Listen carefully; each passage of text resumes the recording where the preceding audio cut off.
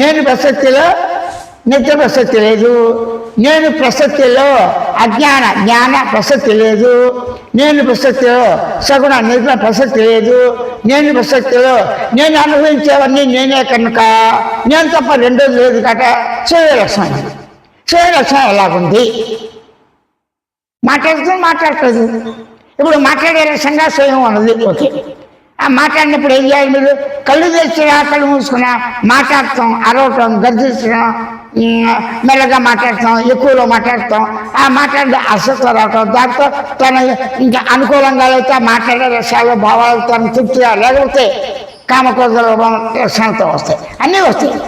ఇవన్నీ చూడప్పుడు సంఖ్యాపరంగా అనేకం అవుతాయి. ఈ అనేకం అన్నవాడు ఎవరు? తాను అనేకంగా ఉన్నాడా? ఏకంగా ఉన్నాడా? అనేకంగా ఉన్నాడా అని ఏం చేయాలి? అవగాహనతో ఊరక ఉండు. నేను శబ్దం. కళ్ళు మూసుకోండి, కళ్ళు జరగదు. ఎందుకంటే కళ్ళు మూసుకోవడం జరగదు కళ్ళకి సహజ లక్షణం. ఆ సహజ లక్షణం నువ్వు కంట్రోల్ ఎందుకు చేస్తావు? చెయ్యి. కళ్ళు తెరిచి ఉండు, పూర్తిగా అసంభవం. కానీ కన్ను మూసినా కన్ను తెరిచినా సహజంగా జరిగిపోతుంది.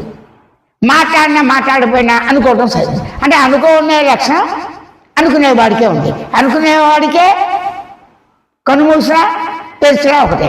కన్ను మూస్తే లోపల, కన్ను తెరిస్తే బయట లోపల ప్రసక్తి కూడా అనుకునేవాడికే కదా.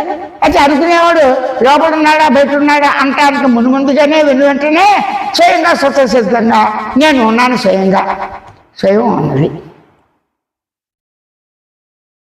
స్వయం గమనిక లక్ష్యంతో, స్వయం జ్ఞాన లక్ష్యంతోనే, స్వయం స్వలక్షణంతోనే. అంటే స్వయం గమనిక లక్షణం ఎలా ఉంది? స్వయం స్ఫూర్త. స్వయం గమనిక లక్షణం ఎలా ఉంది? స్వయం తెలివి లక్షణంతో. స్వయ లక్షణం ఎలాగుంది? స్వయ స్ఫూర్త, స్వయం ఎరుకతో, స్వయం జ్ఞానంతో, స్వయం గమనికతో, స్వయం శబ్ద నిశబ్ద లక్షణాలతోనే స్వయంగానే ఉన్నది. స్వయం ఉన్నది, ఉనికితో, ఉనికి ఉంది, ఉండుట ఉన్నది. అలాగా తనకు తానే అనుభూతిగా ఉన్న ఉనికి లక్ష్యాన్ని అనుభవం ఉనికి, అనుభూతి అనేది. ఉనికి అనుభవం అనుభూతి కాదు. ఉనికి అనుభూతిగా ఉంది. ఎలా ఉంది? చైతన్య ఎలా ఉంది? ఆ చైతన్య లక్షణంతో చైతన్య లక్షణంతో చైతన్యం ఉన్నది. చైతన్యం ఎలా ఉంది? ఆ చైతన్యము జయ లక్షణంతో చైతన్య లక్షణంతో ఉన్నది.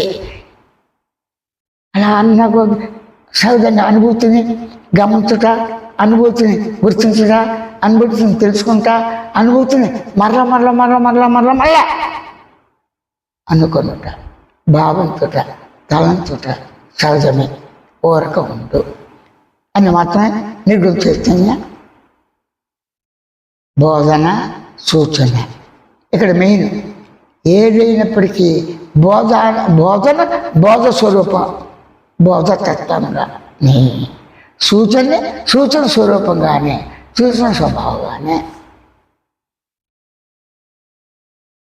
ఉన్నదాన్ని ఉన్నట్లుగా బోధించట, ప్రబోధించట, సూచన చేయటం ఉన్నదాన్ని ఉన్నట్లుగానే.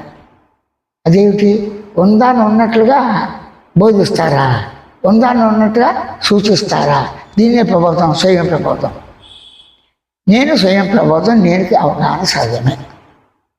స్వయం అవగాహనకి స్వయం ప్రబోధ, స్వయం సూచన లక్షణం సహజమే అని అలాగా సహజంగా అనుభూతిని గమనించకుండా, అనుభవాన్ని గమనించకుండా తటస్థంగా, నిర్లిప్తంగా, ఉదాసీనంగా, ఉన్నదని లేదని, సహజం అసహజని అని మళ్ళా అనుకోవటంలో ఆటోమేటిక్గా మీకు సహజంగా ఉండి ఒక జర్కలట, ఆ జర్కంటే లాగినట్ట, ఆ జర్క ఏంటి? ఏమి లేని స్థితి. వారికి జాగ్రత్త స్వప్న సుషుప్తులతో కూడిన ఉన్న స్వయంకి సహజమే. స్వయం అన్న పదం ఉన్నను లేకుండాను నిర్వచనీయమే. స్వయం ఉన్నది. స్వయం నిర్వచిస్తుంది. ఎలా ఉంది? గమనించే లక్ష్యంతో. స్వయం ఎలా ఉంది? గుర్తించే లక్ష్యంతో. స్వయం ఎలాగా ఉంది? అనుభూతి లక్ష్యంతో. స్వయం ఎలాగా ఉంది? జ్ఞాన లక్ష్యంతో.